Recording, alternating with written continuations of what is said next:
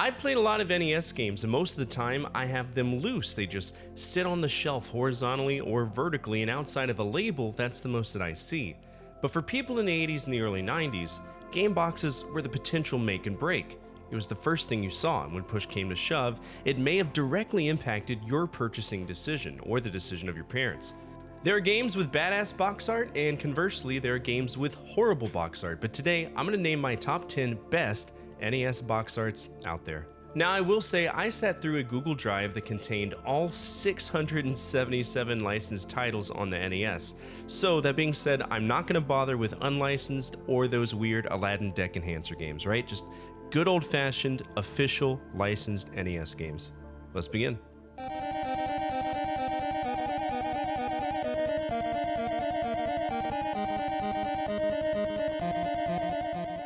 Willow is one of those games that I want to actually play to completion, not more than the few minutes it takes to nab this footage. It's oftentimes considered to be one of the greatest action RPGs on the NES, and that's a consensus that's shared with most people in retro circles, and it's justified in having that accolade. It's a great game. The whole thing revolves around Willow Ufgood, who goes up against evil with a bunch of items and weapons, much like Zelda, which to me, this is a Zelda clone. So Capcom did a great job of taking the foundations that made Zelda what it is and applying their own spin to it. Now, the movie itself was produced by Nigel Wool and directed by Ron Howard, which is a great team, and the movie poster was designed by John Alvin, who has an amazing repertoire of over 130 film posters that he designed, and that inspiration carried over to whoever designed the NES box art. In comparison, it's rather simple, we just see the characters stacked up, but it's done in a rather colorful and appealing art style.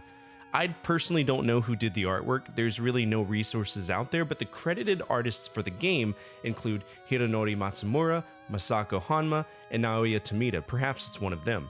And I do want to say that for many of the games that you'll see today, the box art designer team is unknown, which kind of sucks, but hey, at the end of the day, Willow really catches your eyes, so someone did something right. Props to them.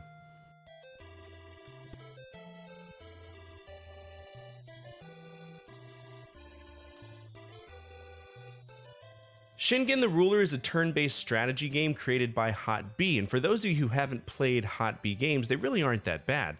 Hot B was one of the companies like Culture Brain that tended to float under the radar, but they did make tons of games like Devilish Insector X, The Black Bass, The Blue Marlin, and Over Horizon, all of which are fun time wasters. Shinin The Ruler is based in the Sengoku era of Japan, and we play as Takeda Shingen, who is the daimyo of the Kai province during the Sengoku era, so it's a nice reference to a historical era of Japan's history, which I absolutely adore. Our whole objective is to conquer the entirety of central Japan from Kyoto to Kamakura. It's a nifty game. The box art features a portrait of Takeda Shingen, and the picture takes up most of the box art.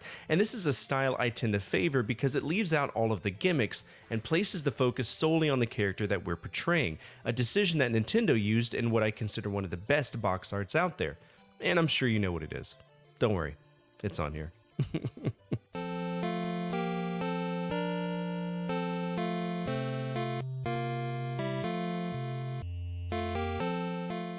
Some of you who owned a Macintosh computer in the mid-80s might remember the Mac Venture line of games. It started with Deja Vu and ended with Deja Vu 2 Lost in Las Vegas. Uninvited is the second game out of the 4-line game, with the third being Shadowgate. In the game, we play as a random guy who regains consciousness from a car crash. Instantly, we need to get out of the car before it bursts into flames, and the only visible landmark where someone could possibly help us is this mansion, which we enter, and our little journey begins. Now, in the computer world, this game's box art is relatively uninteresting. You only see the old mansion underneath a moonlit night and a crack of lightning, with a subtle credit to ICOM Simulations at the bottom and Mindscape's branding. Bottom right. But on the NES, totally different ballgame. We have a terrifying undead skeleton marked as the focal point, almost reaching out to us, holding what appears to be a medieval meth pipe. There's also a ghost and a snake, and undead ghouls peeking at us cheekily in the back. We see Kimco Seika's branding and a reminder that this game is from the developers of Shadowgate and Deja Vu. Spooky stuff, huh?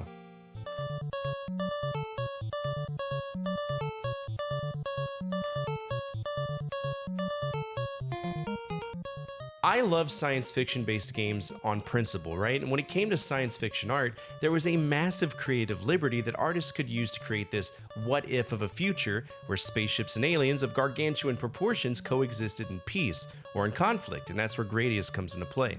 Now I will say historically Konami was the greatest of all time, the GOAT if you will, of making their games known by the box art alone. They cared enough to provide vivid imagery, and you're going to see a few of their games on this list. They just did a phenomenal job when they wanted to. Obviously, Gradius originated in the arcades, and if we take a look at the side of the cabinet, we see Vic Viper going headfirst in the heat of the battle against a massive starship. This was the exact same artwork that was moved onto the NES box art when it came time to port it, but there are two distinct differences. The first is that the artwork is flipped, the second is a change in the style of logo. Gradius in the arcades utilizes a moderately orange font overlaying a slightly desaturated orange font, giving it a sort of golden gradient effect. However, on the NES it uses a black font overlaying a strong blue background and a strong red border. A majority of the elements that are on the cabinet's art is present, but obviously there's only so much you can do on an NES box, and I feel that the artwork for the NES game is wonderful. It's cool, it's edgy, and it provides insight into what we'll be doing, which is all I can ask for.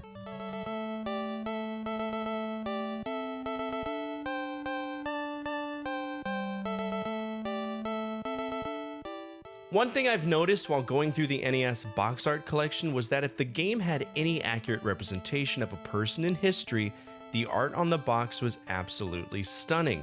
This holds true for Nobunagas Ambition 2 by Koei. The game itself is a direct sequel to the original Nobunaga's Ambition, and it's a great game, but what stands out to me is the box art. We see a samurai warrior on horseback, tons of warriors rushing towards the bottom, and a wonderfully detailed backdrop with various characters from the Sengoku period of Japan. It's worth checking out.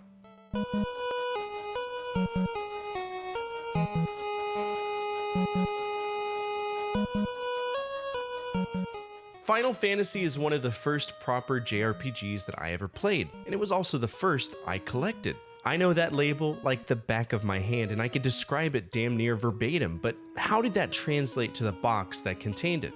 Well, the box itself was all black with a brilliant red logo and a small yellow subtitle telling us to enter a whole new realm of challenge and adventure. Now, Square could have put so many tropes on the front of their box: wizards, knights, monsters, a shirtless Fabio.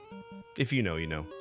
Instead, they focused on two crossed weapons, a sword and an axe, cradling a sphere of a floating island. It welcomes the imagination. We ask ourselves, what the fuck is in that sphere? And so many of us learned that that sphere contained influences that would change the future of JRPGs forever. This is a great game, and it has a great box, and it came with perhaps one of the best manuals that I've ever seen in my years of collecting. An 84-page manual. 84!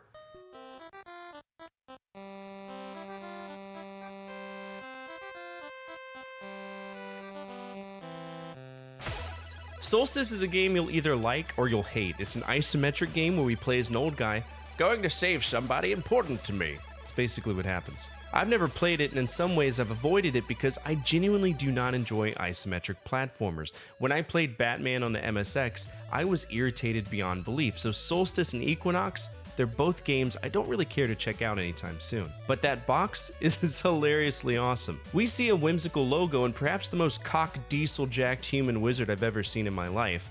I like to think that the wizard is listening to the title music by Tim Fallon.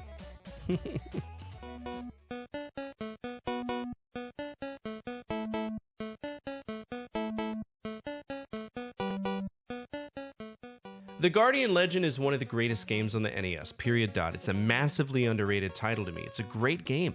I can't name another game where we play an action-adventure game with shoot-'em-up stages. Compile did God's work. Now, this is a game that had many different box variations, and it was all related to where the game was released. In America, the Guardian Legend box has these eyes that shoot lightning, hovering over an infinite expanse of a foggy valley. It really catches your attention. That, and with it being yellow on the bottom, it was already designed to. Advertising psychology is a real thing. Yellow and red, those are two colors that we as humans associate with speed and urgency. There's been tons of studies about it, and companies have incorporated it. You always notice a yellow or red light, right? What about that McDonald's logo? Advertising psychology. But I want to show you something that I usually don't do. If I'm talking about an American aspect of gaming history, I tend to leave out the Japanese side of things. I feel obligated, however, to show you what I consider to be one of the greatest Japanese box arts for the NES, the Guardian Legend. Before we do that though, let's take a look at the European version. This is really different. It looks more gimmicky. We see a cybernetic fairy resting their hand on a rock formation. Doesn't really grab your attention, right? But let's look at the Japanese version. I don't even know how to explain this. It's gorgeous. A cybernetic woman surrounded by weapons, almost cradled by weapons. Is this the same lady as the European version? Also, if you watched the underrated episode about the NES, I mentioned that this was a sequel to a game known as Gartic on the MSX. So the Japanese version, if you notice in the bottom, is known as The Legend of Gartic. I might actually buy this one complete in box. It's so pretty.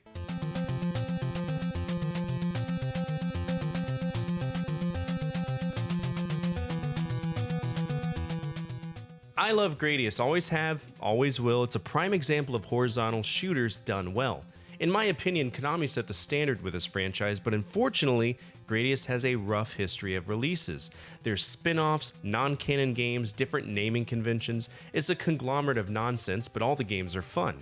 In 1986, Konami released a spin-off of Gradius known as Salamander.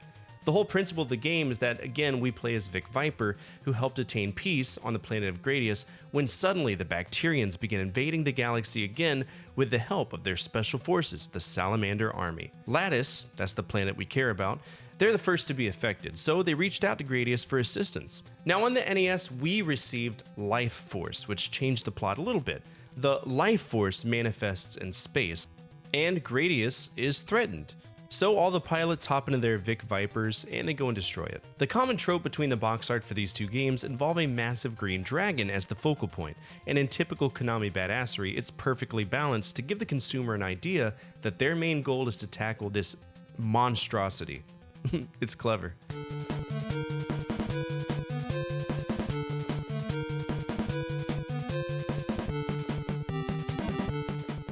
Tecmo to me always ensured that Ninja Gaiden was the face of their company, especially on the NES. The first has Ryu Hayabusa standing in the center with a city totally engulfed in flames.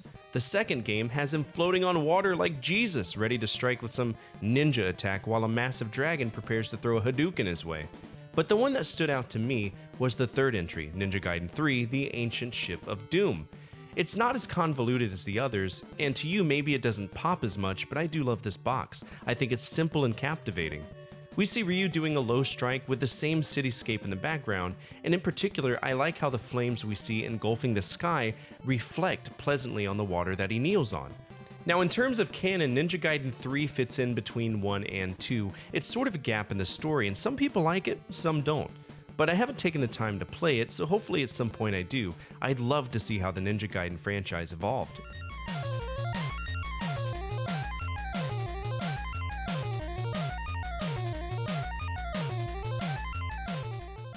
Toaplan is one of those companies that kick you when you're down, like SNK. They're the two bullies of retro gaming that guaranteed you were going to have a bad time, but the thing was, we kept going back. We kept playing their arcade games because no matter how mean and difficult they were, they looked great. And if you ask me, out of all of the Toaplan shooters I've played growing up, Sky Shark was the one that caught my attention. To me, it was a better 1942 and it had badass music. Can you guess why? Motherfucking Tim Fallen! You already knew it was coming, just accept that Tim is inevitable, and your life will be more fulfilling. In Japan, this was known as Flying Shark. In America, it was known as Sky Shark, and it was released on anything capable of running it. The NES version in particular has a very realistic combat situation, featuring an aircraft coming in hot to multiple battleships. At the top, we have a portrait that makes us feel like we're seeing this guy hyper-fixating on the reality of what he's doing. I absolutely adore realistic drawings, period dot, when it comes to box art. It's really cool.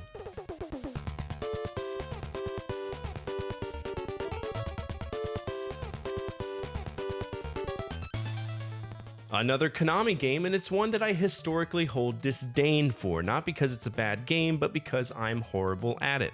It's the only game that I cried tears of joy after beating. True story.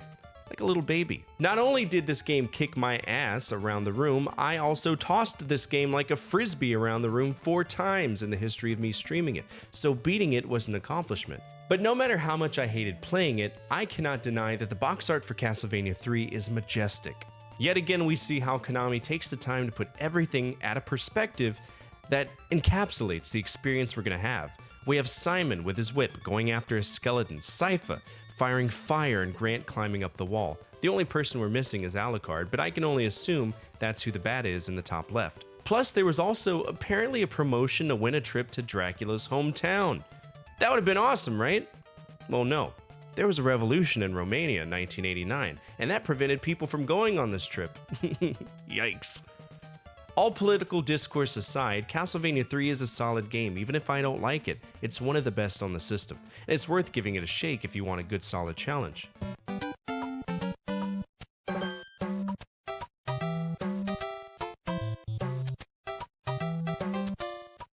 If you were to ask me what is the most recognizable box art for the NES in the history of all of the games that were created, I would easily say Super Mario Bros. 3.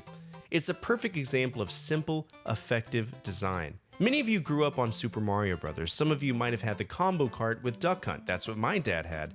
While I didn't play Super Mario Bros. 2 for a long time, Super Mario 3 was the first NES game I ever beat in my life.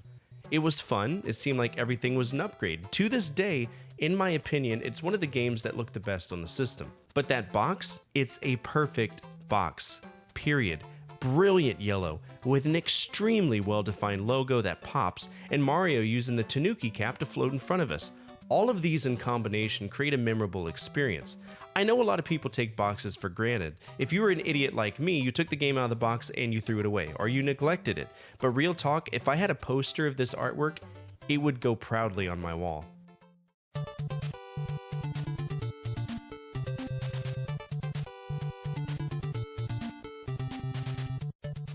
And here we are at number 1, another great banger of a game and box art from Konami, Castlevania. Castlevania was an amazing, badass game. Sure, it contained the tropes that drove us batshit insane, like knockback physics, pits of doom, iframes that don't really help us in the long run. All that considered, I loved it. It's a tough game. It's a comfort game. It's one that I still go back to test my mettle. 18 stages of absolute bullshit, monsters from legend, and finally a fight against the most well-known vampire in literary history, Dracula. And that's just the game. What about the box that contained the game? Well, it's epic. Much like most of Konami's library, we have a primarily gray background, and in the middle, that's where the action is. Simon preparing his whip in an attack, and the visage of Dracula in the skies overlooking his castle. It's awesome, and even the logo is subtle enough to not pull your attention away from the focal point of the box. And that's it for today's list. What did you think of it? Are there any NES box arts out there that really caught your attention growing up? Feel free to share them down below in the comments section. I'd love to hear from you, and I know that the rest of the community would as well. Speaking of our community, if you made it to the end of this video, you're already home. We're a group of people who love remembering a time when life was a little bit easier to live, and we'd love to have you here. Finally, the most important thing you could do for me is to hit that thumbs up button, as it directly impacts the visibility of all the videos and the projects that I work on every single day. As always, from my family to your family, good energy, good vibes, Fortefyre out.